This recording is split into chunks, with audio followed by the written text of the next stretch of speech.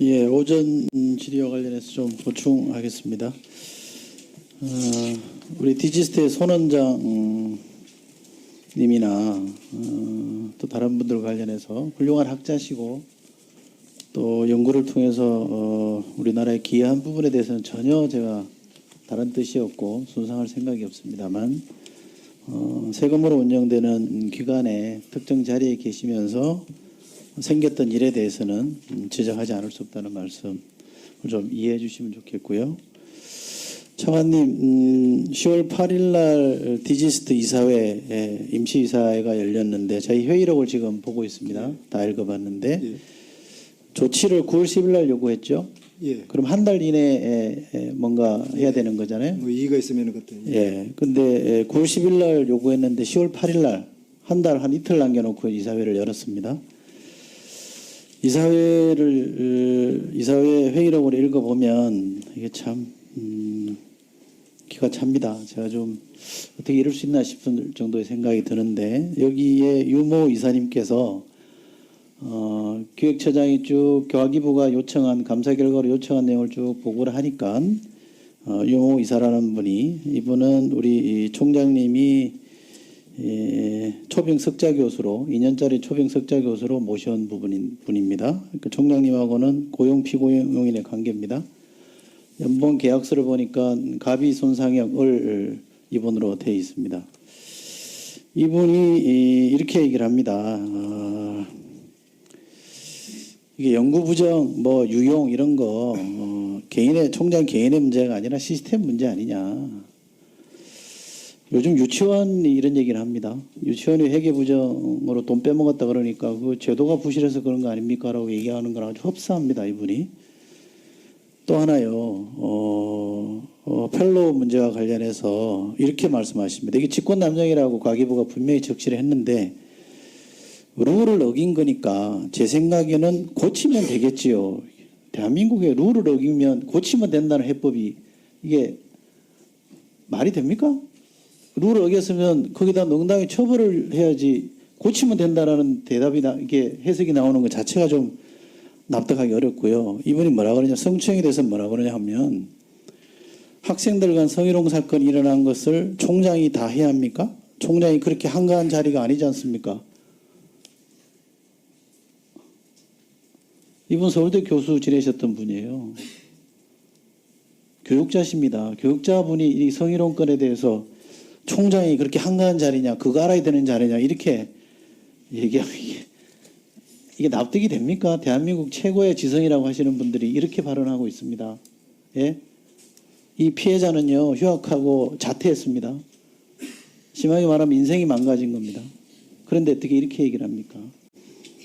자, 또 하나 여기 보면 공금 유용한 거에 대해서는 이 형법으로 검찰이나 경찰에 고발 조치하는 게 맞다라는 지적까지 나옵니다.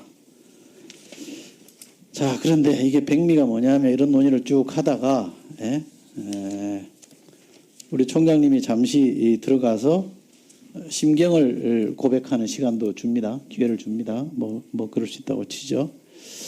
이사장께서 이렇게 말씀하십니다. 이후의 절차는 저도 공부를 많이 했습니다.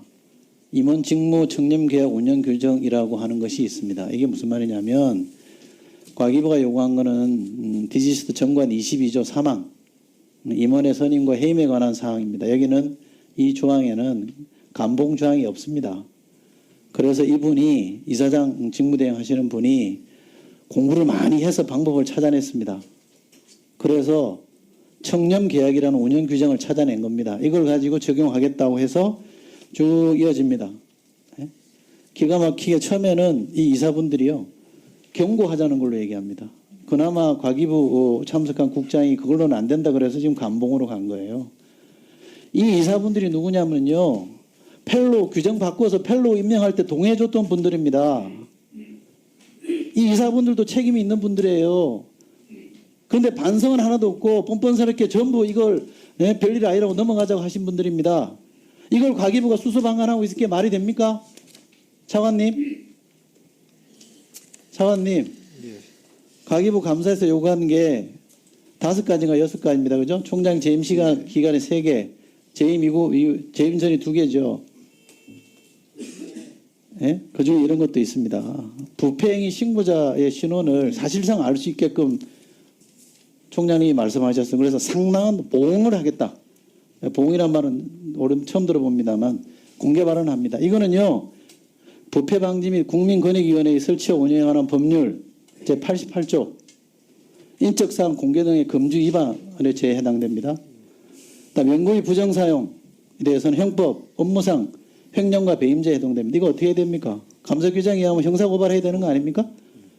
최소한 많이 양보하면 감사원에 감사 의뢰를 하시든지 수사 의뢰해야 되는 게 맞는데 오전에 보니까 가기처가 지금 감사하고 있어요. 무슨 사연이 있는지는 모르겠습니다. 다시 한번 차관님께 이 문제에 대해서 어떻게 할 건지 제가 기회를 드리겠습니다. 수사 의뢰 하시든지 제 요구는 이겁니다. 예, 어떤 의원님 지적하신 거에 대해서 그 이사회 심의 의결 사항에 문제가 없는지 한번 다시 들여다보겠습니다. 보고 혹시 문제가 있으면은 뭐 거기에 따른 적절한 조치를 하겠습니다.